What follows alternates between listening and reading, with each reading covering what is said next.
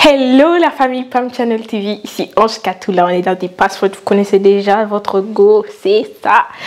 Alors, aujourd'hui dans des passwords, on va parler de la dépendance affective. Alors, on va savoir d'où ça vient, comment y remédier. Et comme vous savez déjà, on a un invité, mais c'est pas un, c'est une invitée spéciale qui va nous en parler. Alors, restez scotchés, ne partez pas, c'est parti. Alors, aujourd'hui, on va parler de la dépendance affective.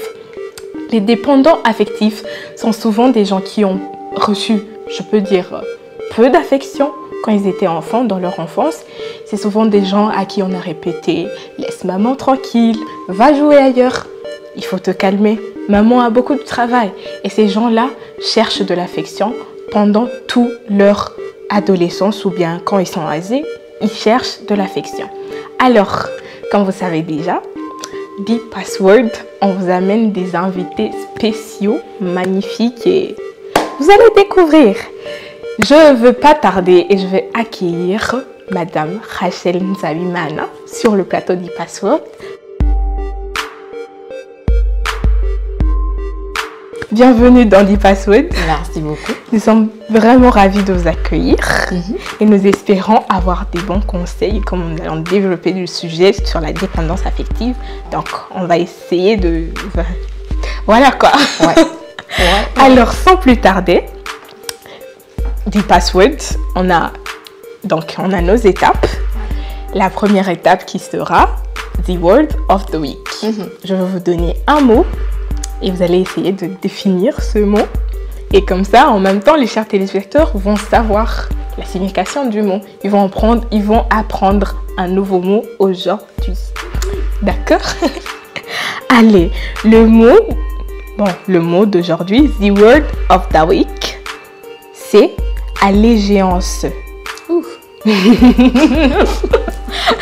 En tout cas, j'ai cherché un mot qui est pas trop commun. Ouais. Pour un peu apprendre, parce qu'on est là pour vous donner la clé du succès. Alors, on va apprendre aujourd'hui. Ouais. Allégeance. Qu'est-ce que vous entendez par allégeance? Ouh là là, on a besoin d'un dictionnaire. Est-ce qu'on a un dictionnaire pour toi? Oui. Alors, je vais vous seconder. Allez-y. Je vais assurer vos arrières. C'est parti. Ouais. Alors, on a une définition pour allégeance, obligation d'obéissance et de fidélité à un souverain, manifestation de soutien de votre soumission envers quelqu'un ou un groupe de gens. Ouais. C'est en quelque sorte être soumis à quelqu'un. Ouais. Donc on est allégeant à quelqu'un. Ouais. Voilà. À l'époque des rois. Ouais. Voilà, vous avez appris un nouveau mot aujourd'hui. Allégeance.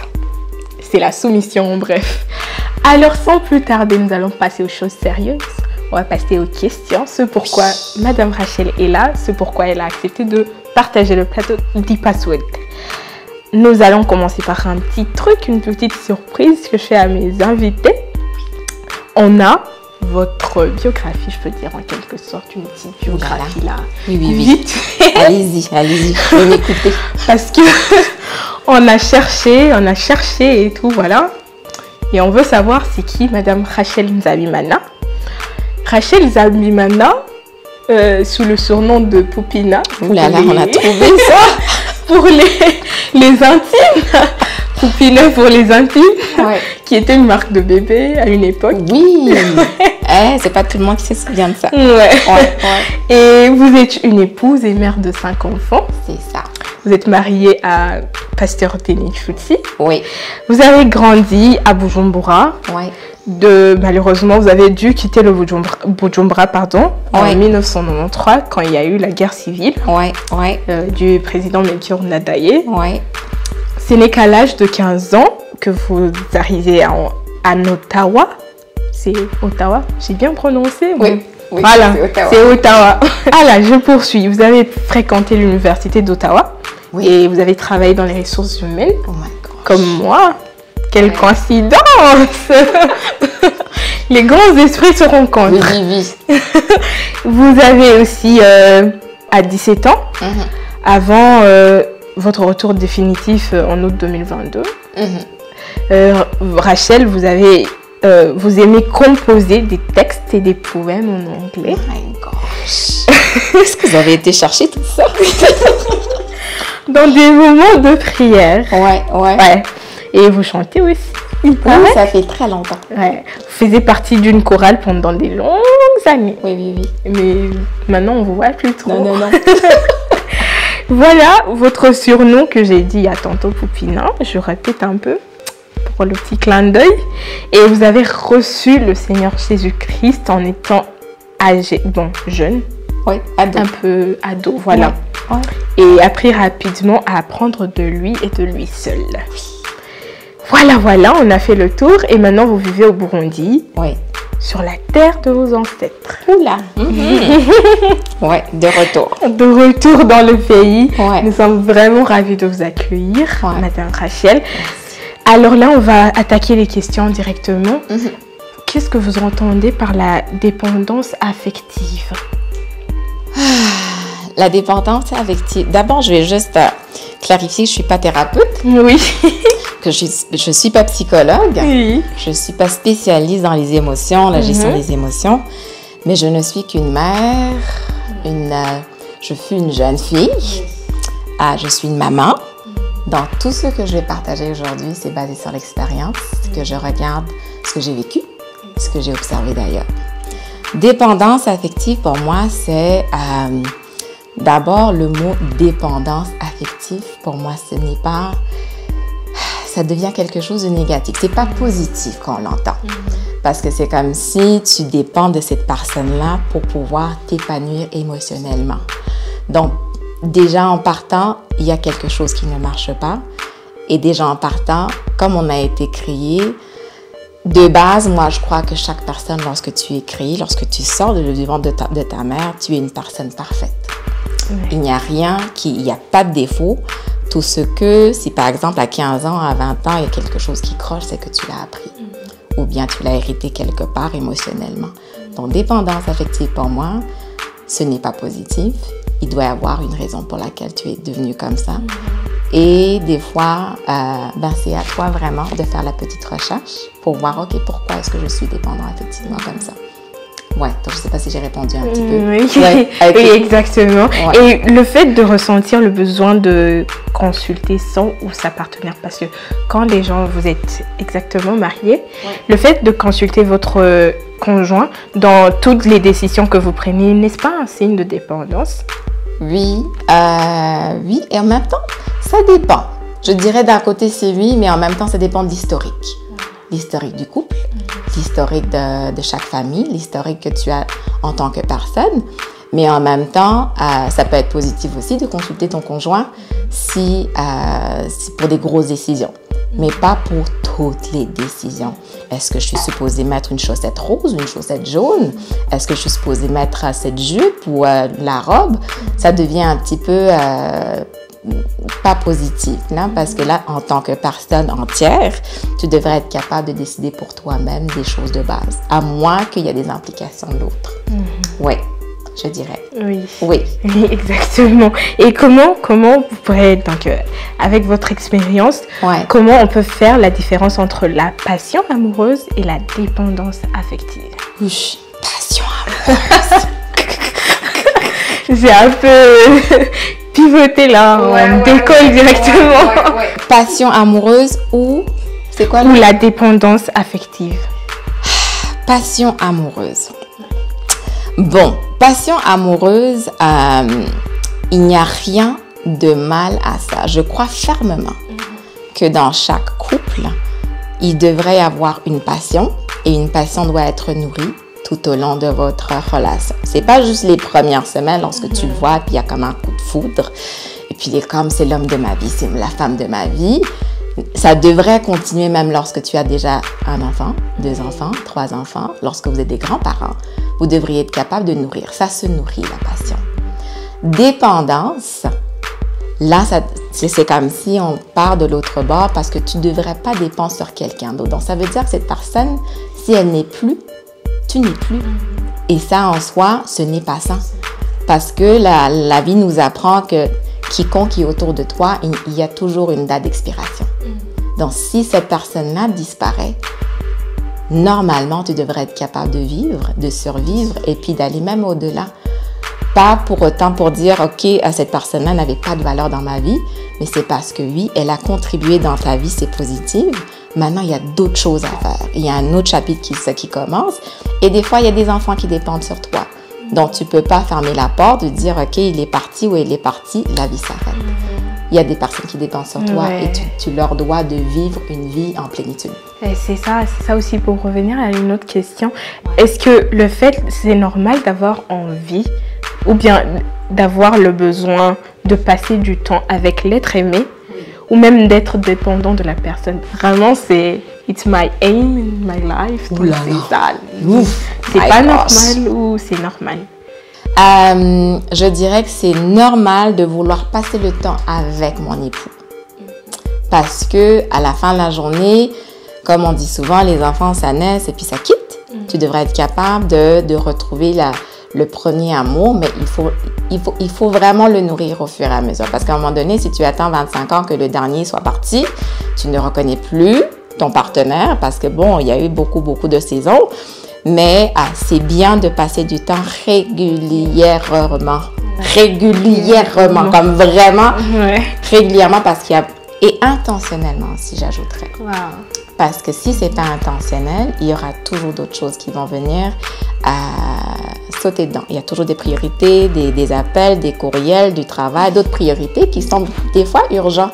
Mais le couple au centre ou la relation au centre devrait être une priorité. Dépendre sur lui, ça c'est une autre chose.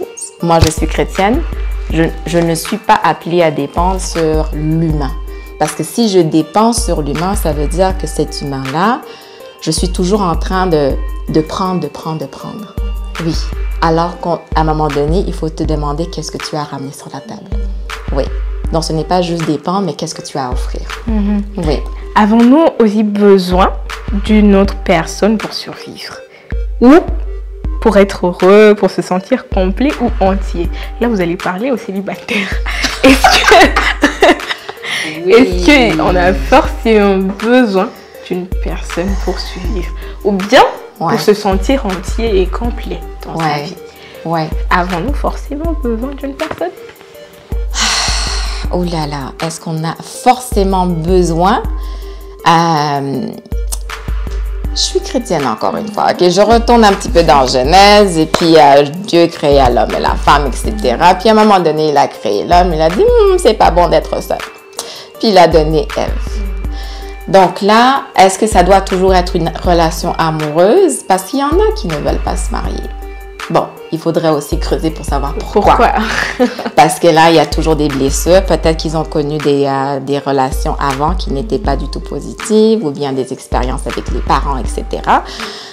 Mais on n'a pas besoin d'être avec quelqu'un pour vivre en plénitude.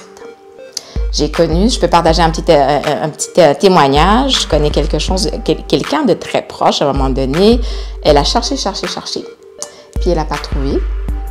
Puis à un moment donné, elle a dit, écoute, je ne vais pas arrêter ma vie parce que j'attends toujours l'homme parfait dans ma vie. Donc, elle a commencé à vivre sa vie, elle a commencé à chercher du travail, elle a trouvé un beau travail, elle voyageait. Puis elle a découvert qu'elle aimait voyager. Donc, à un moment donné, elle s'est épanouie dedans et c'est dans son épanouissement qu'elle a rencontré son prince charmant, éventuellement. Donc, ne vous limitez pas à trouver la prochaine personne ou la personne idéale. D'abord, la personne idéale, ça n'existe pas.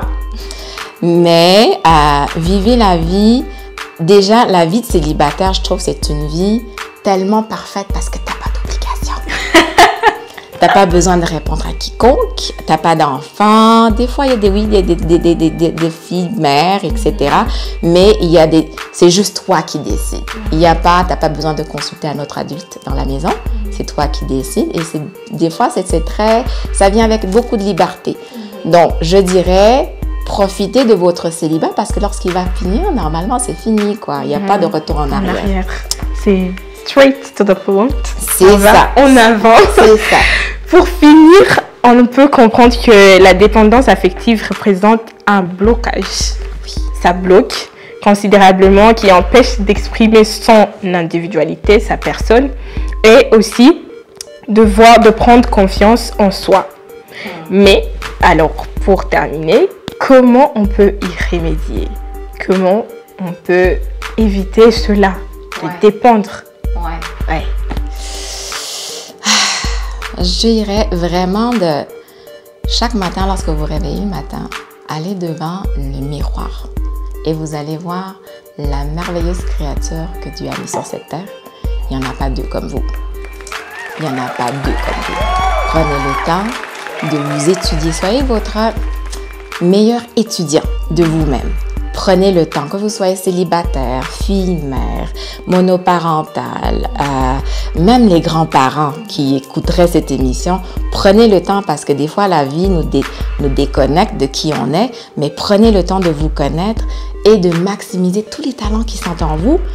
Et j'ai entendu dire que si on va dans une cimetière, on est en train de regarder oui, c'est vrai, c'est des personnes mortes, mais c'est des projets qui n'ont jamais atteint. Des livres qui n'ont jamais été écrits, des chansons qui n'ont jamais été chantées, des projets peut-être qui ont pu, comme le prochain docteur qui aurait pu trouver la cure pour le cancer, est là parce qu'il n'a pas pris le temps à cause de la vie.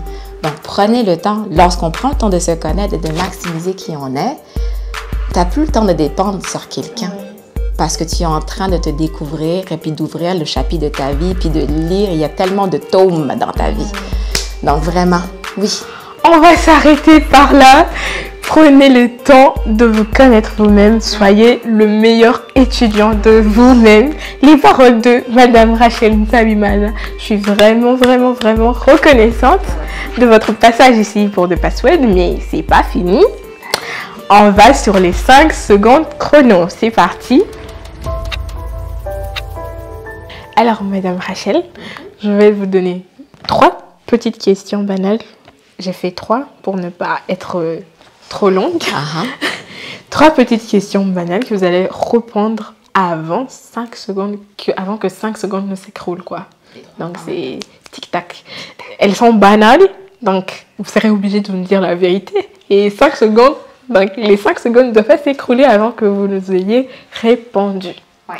Alors, c'est parti pour la première question. Qu'est-ce qui vous rend le plus fier depuis votre retour ici à Bujumbura, bon, au Burundi? 3 petites choses. Ok, la nature, la nourriture et la famille. Et la famille, c'est terminé. La nourriture, elle n'allait pas manquer. En tout cas, pour les gens qui reviennent au pays, la première chose, c'est la famille et la nourriture. Bon, la prochaine question. Qu'est-ce que vous achetez toujours en grande quantité, en trop grande quantité? La nourriture. Une grande famille, là, de 7, ça mange. Ça mange, en tout cas. Toujours. Et vous avez des garçons, des petits garçons? 3 garçons. 3 garçons. Ouais. Alors là, 3 plus votre mari, ça devient 4 hommes dans la maison. 4 hommes dans la maison. Ça mange. Et ça mange beaucoup. Pour finir, comme on parle de nourriture, c'est comme si j'avais deviné la combinaison de nourriture la plus étrange que vous ayez faite depuis que vous êtes ici au Burundi. La combinaison.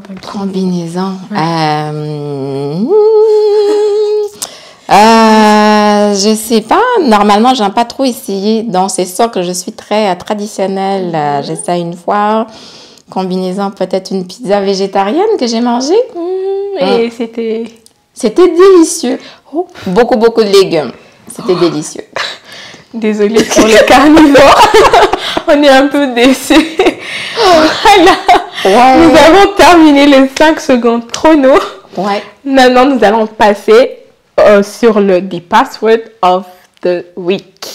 Comme vous savez déjà, le password, c'est nothing less than the best. On a un proverbe de sage qu'on va partager avec vous. Et aujourd'hui, j'ai l'honneur de vous dire que c'est notre invité qui va lire le proverbe du jour, donc le password du jour. Et je veux vous remettre cette petite pancarte. Alors, le password d'aujourd'hui nous est offert par Les pensées d'une solitaire de Louise Ackerman. Je vous laisse.